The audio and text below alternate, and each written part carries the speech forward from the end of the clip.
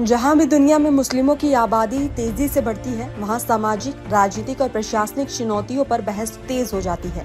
भारत में भी और भारत के बाहर भी ऐसी बहसें समय समय पर देखने को मिलती रही हैं। ये बहस आज एक बार फिर अंतर्राष्ट्रीय स्तर पर तेज हो गई है, खासकर ब्रिटेन को लेकर।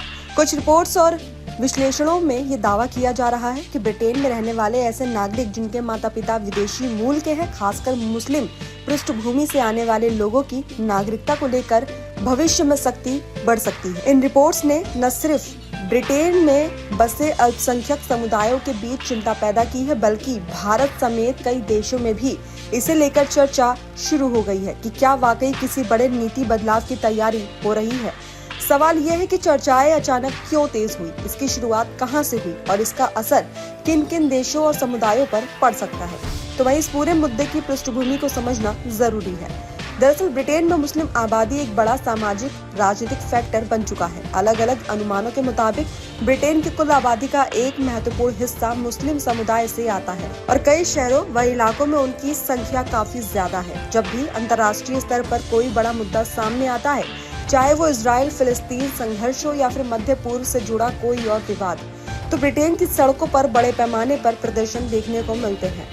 सरकार और प्रशासन के सामने कानून व्यवस्था, ट्रैफिक, सार्वजनिक सुरक्षा और सामाजिक सौहार्द बनाए रखने की चुनौती खड़ी हो जाती है। यही वो बिंदु है जहां से ब्रिटेन के भीतर ये बहस शुरू होती है कि क्या मौजूदा नीतियां पर्याप्त है या फिर सख्त फैसलों की जरूरत है।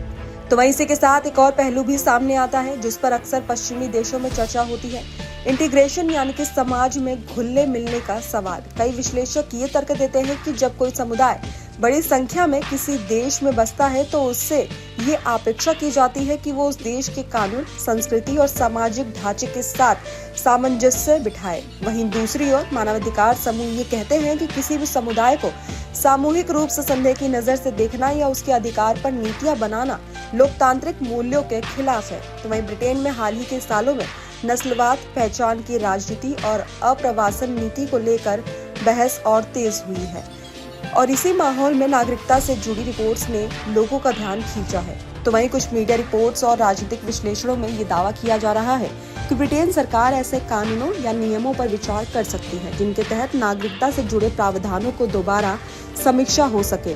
हालांकि अभी तक किसी आधिकारिक घोषणा में ये नहीं कहा गया है कि नागरिकता बड़े पैमाने पर छीनी जाएगी, लेकिन आलोचकों का कहना है कि अगर कानूनों में बदलाव होता है तो उनके दुरुपयोग की आशंका से इनकार नहीं किया जा सकता।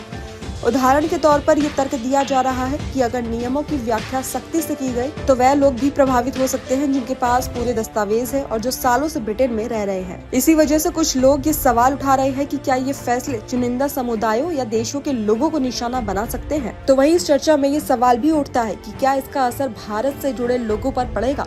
फिलहाल जिन देशों के नाम रिपोर्ट्स में प्रमुखता से सामने आ रहे हैं उनमें पाकिस्तान, बांग्लादेश, सोमालिया, नाइजीरिया, उत्तरी अफ्रीका और मध्य पूर्व के कुछ देश शामिल बताए जा रहे हैं।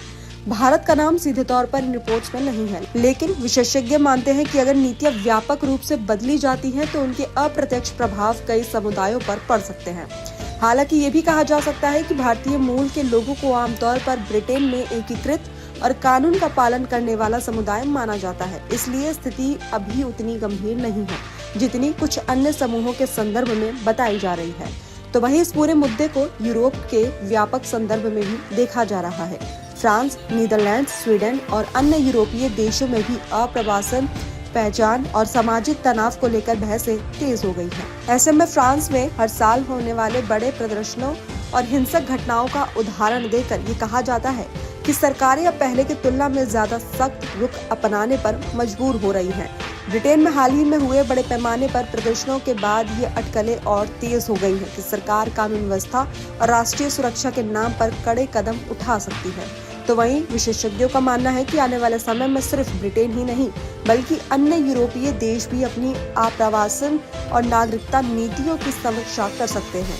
ये प्रक्रिया आसान नहीं होगी क्योंकि एक तरफ राष्ट्रीय सुरक्षा और सामाजिक स्थिरता का सवाल है तो दूसरी तरफ लोकतांत्रिक अधिकारों और समानता के सिद्धांत हैं। ब्रिटेन में रहने वाले लाखों प्रवासियों जिनमें भारतीय मूल के लोग भी बड़ी संख्या में शामिल हैं, इस बहस को बेहद ध्यान से देख रहे हैं क्योंकि किसी भी नीति बदलाव का असर उनके भविष्य पर पड़ सकता है।